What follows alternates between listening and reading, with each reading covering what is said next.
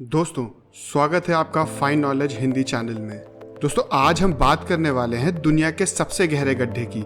ये गड्ढा प्राकृतिक नहीं है और इसको ह्यूमंस ने अर्थ की रिसर्च के लिए बनाया था।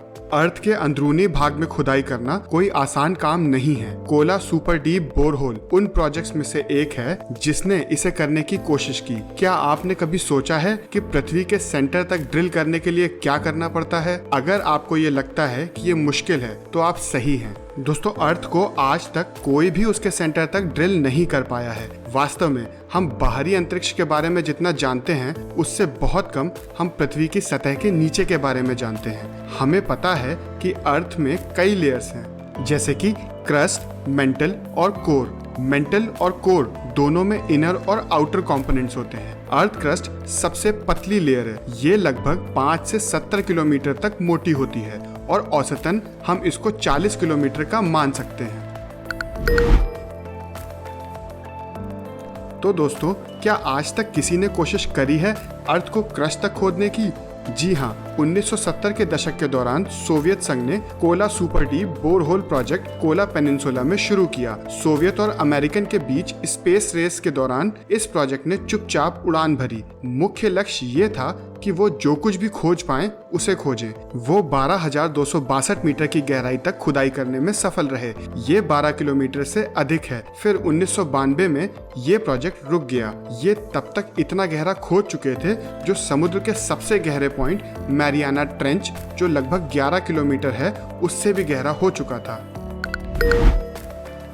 दोस्तों, अब आपके मन में ये सवाल आता होगा कि ये सब कैसे किया होगा। दोस्तों, बोरहोल्स आमतौर पर तेल और गैस इंडस्ट्री में यूज किया जाता है, लेकिन Kola super deep borehole earth crust की जानकारी इकट्ठा करने के लिए किया गया था। कोला सुपर डीप बोरहोल को खोदने के लिए साइंटिस्ट ने ऐसी ड्रिल का इन्वेंशन किया था जिसका न केवल टिप घूमता था बल्कि इसमें डीप प्रेशर से मड भी भेजा जाता था, ताकि खोदने वाली जगह पे फ्रिक्शन कम से कम हो सके और ल्यूब्रिकेशन की मदद से ये काम आसानी से हो जाए।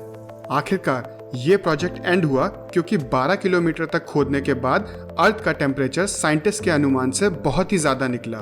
साइंटिस्ट 100 डिग्री टेम्परेचर तक के लिए प्रिपेयर थे, लेकिन अंदर के पत्थरों का टेम्परेचर 180 डिग्री के करीब था। इतने ज्यादा टेम्परेचर के लिए मशीन तैयार नहीं थी, जिसकी वजह से इस खुदाई को रोकना पड़ा और जिसके बाद बोरहोल को बंद कर दिया गया।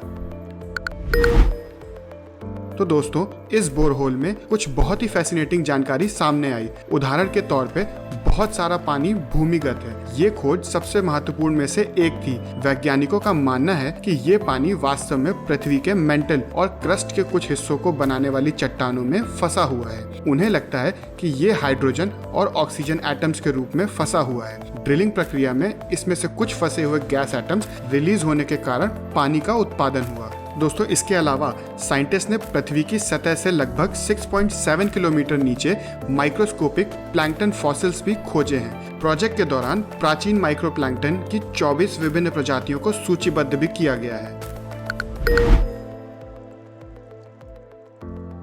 Kola super deep borehole project के नक्शे कदम पर कई और सिमिलर प्रोजेक्ट्स भी चलाए गए। 1980 के दशक में German continental deep drilling programme भी चलाया गया था, बट वो प्रोजेक्ट भी हाई टेम्परेचर की वजह से बंद करना पड़ा। इस बार 9100 मीटर यानी लगभग 9 किलोमीटर खोदने पे 260 डिग्री का टेम्परेचर मिला। दोस्तों, इसके बाद कुछ प्रोजेक्ट अंडर वाटर भी अटेम्प्ट करे गए। चिक्यू, जो कि एक जापानीज ड्रिल शिप है, ये ship 2500 metre under water drilling करने के लिए बनाई गई थी। 2009 में इसने भी लगभग 7000 मीटर यानी लगभग 7 किलोमीटर अर्थ क्रस्ट को और खोदा, जो कि एक रीसेंट एग्जाम्पल है। तो दोस्तों, आशा करता हूँ कि Kola super deep borehole project के बारे में आपको कुछ जरूरी जानकारी मिली होगी।